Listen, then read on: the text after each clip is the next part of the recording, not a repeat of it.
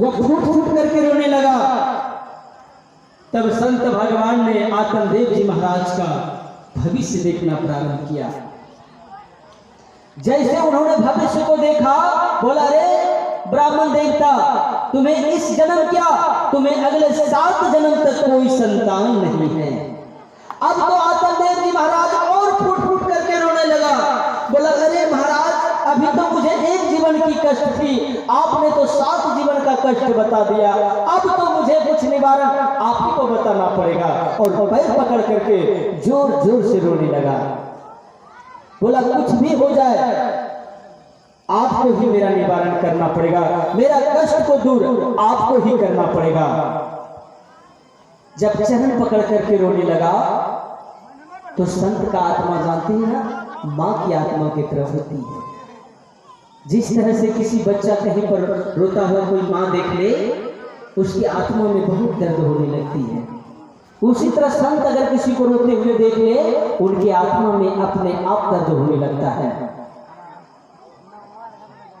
तब संत भगवान ने बोला तुम इतना जिद करते हो, मैं तो बोलता हूं अगर संतान नहीं है तो तुम खुश हो, अगर संतान हो करके अगर नालायक बन जाए तो तुम पल पल रो रहे हो, लेकिन उस समय तुम्हें जीवन भर रोना पड़ेगा। बोला कोई बात नहीं संत भगवान, मैं जीवन भर रोने के लिए तैयार हूं, लेकिन मुझे एक संतान हो जाए। चरण पकड़ करके फूट फूट करके रो रहा था। उसी समय संत भगवान ने अपने झोली से एक फल निकाला और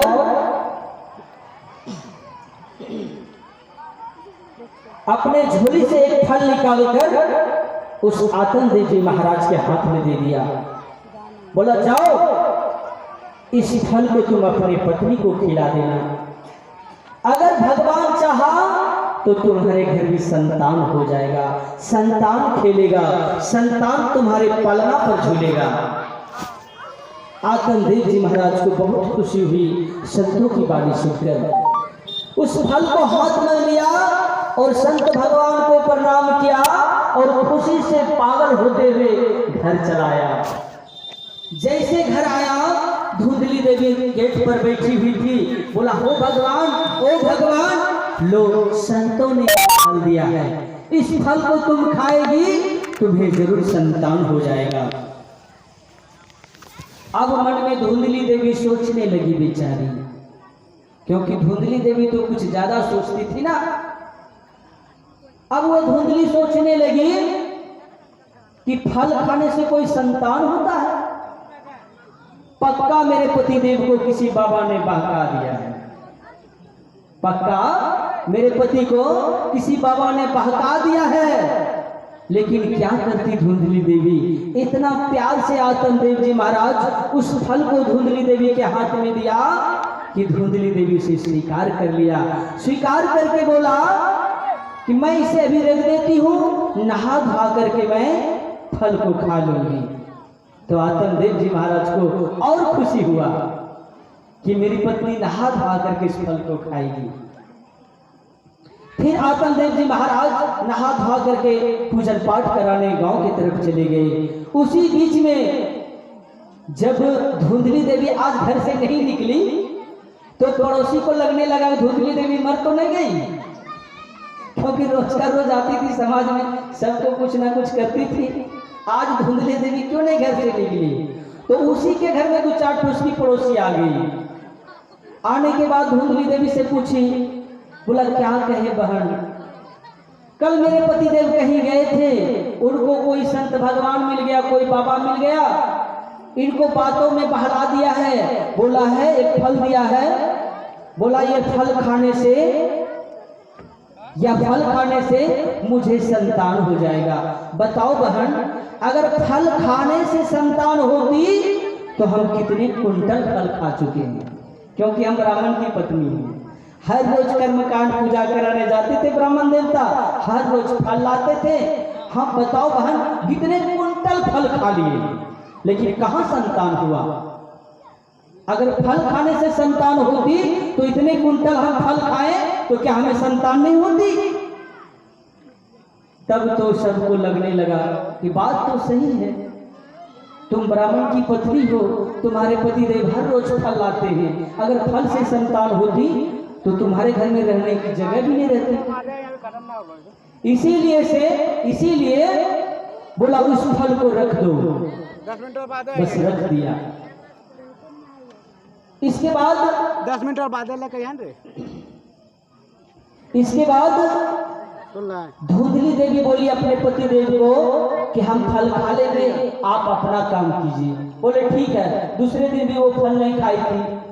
तीसरे दिन उनकी बहन आ गई, और वैसी बहन आई जो गोत्र की वो थी ना, वो भाग करके दूसरे जाति में शादी कर ली थी। बात को समझिएगा, ये कथा का मतलब क्या है।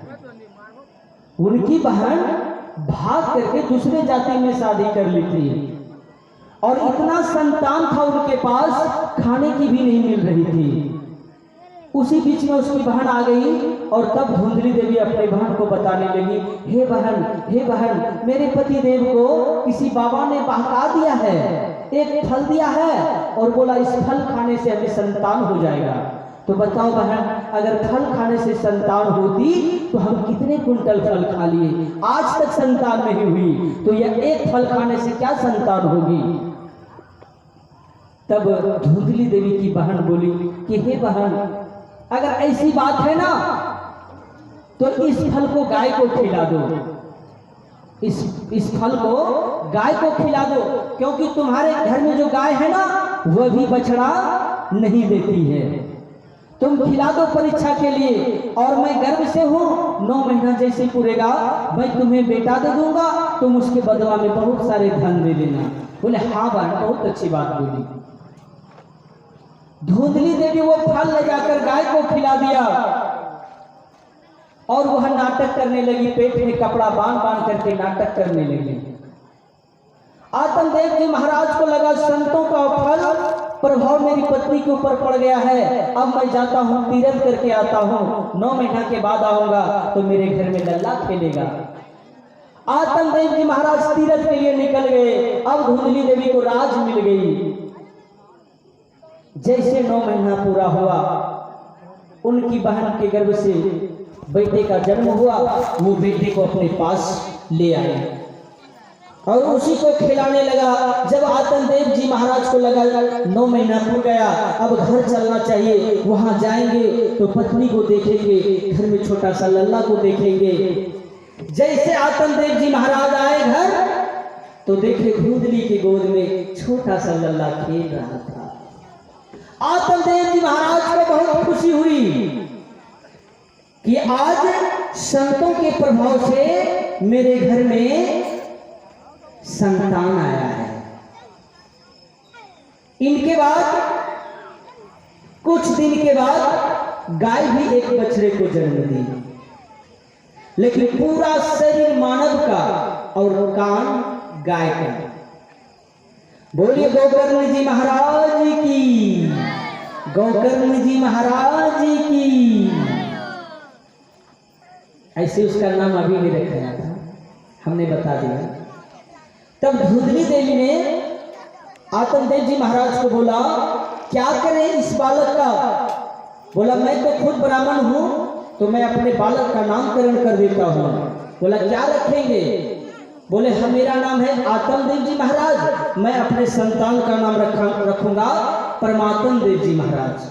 बोला नहीं नहीं नहीं नहीं, बड़ा तेज, 9 महीना कष्ट मैंने सहाया और नाम आप रखेंगे, तो क्या करें। बोला मैं नाम रखूंगी।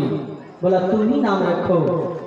तो बोला मेरा नाम धुंधली देवी है, मैं अपने संतान का नाम रखूंगा धुंधकारी। अब जैसा धुंधली देवी उसी तरह तो अपने बेटे का भी नाम रखेगा। तो वह अपने बेटे का क्या नाम रखा, धुंधकारी। इनके बाद गाय जो जन्म दिए थे उनका गोकर्ण जी नाम आत्मदेव जी महाराज ने रख दिया। धीरे धीरे वो दोनों संतान उसके घर बढ़ने लगे, दोनों बढ़ने लगे। गोकर्ण जी महाराज तो संतों का बीज दिया हुआ था, फल दिया हुआ था, तो वह धर्म के रास्ते पर चलने लगा। गुरुकुल जाते, पढ़ाई लिखाई करते, कर्मकांड की पढ़ाई करते, लेकिन धुंधकारी को जब भेजते पढ़ने, वो कभी पढ़ने नहीं जाते। घर से तो जाते, रास्ते में तिल्ली डंडा खेलते। अभी भी ऐसा बहुत धुंधकारी बच्चा आपके गांव में है। माँ खूब सुंदर एकदम नहा धोवा करके बढ़िया कपड़ा पहना करके स्कूल भेजती है। अब बीच रास्ते से भाग करके उधर क्या खेलते हैं ऐसे करके, हाँ गुल्ली गुल्ली खेलने लगते हैं। तो जो बच्चा ऐसा करते हैं ना, तो समझ जाना वही धुंधकारी है। हाँ धुंधकारी। जो बच्चा गलत करे माता पिता के सामने, समझ लेना वही बच्चा धुंधकारी है। और आज देखिए गौगर्ण जी महाराज जहां भेजा उनके पिता ने, वही गया, गुरुकुल में गया, सुंदर सुंदर ज्ञान लिया। लेकिन धीरे धीरे वो धुंधकारी बड़ा होता गया, पढ़ाई से रुचि नहीं रखा, किसी के बात का भी मतलब नहीं बनाता, और धीरे धीरे वह बढ़ करके क्या करने लगा, बीड़ी पीने लगा। हाँ वहां पर भी, हाँ सिगरेट, हाँ बिल्कुल सही बात है। वहां हम भी दे जाते इधर, कुछ साहब को खड़े ना, छोटे छोटे लड़के भी जाके सिगरेट पीते हैं। मैं अपने आंख से देखा हूँ। मैंने बोला भैया क्यों ऐसा करते हो? बोला आपको मतलब, हम इनको बोला तो ऐसा जो बच्चे करते हैं ना, वही धुंधकारी है। सोच लो। बोलो सिगरेट पीना चाहिए बच्चों को, तो फिर क्यों पीते हो? और क्या, धीरे धीरे और बड़ा हो गया, वह शराब पीने लगा, खैनी खाने लगा।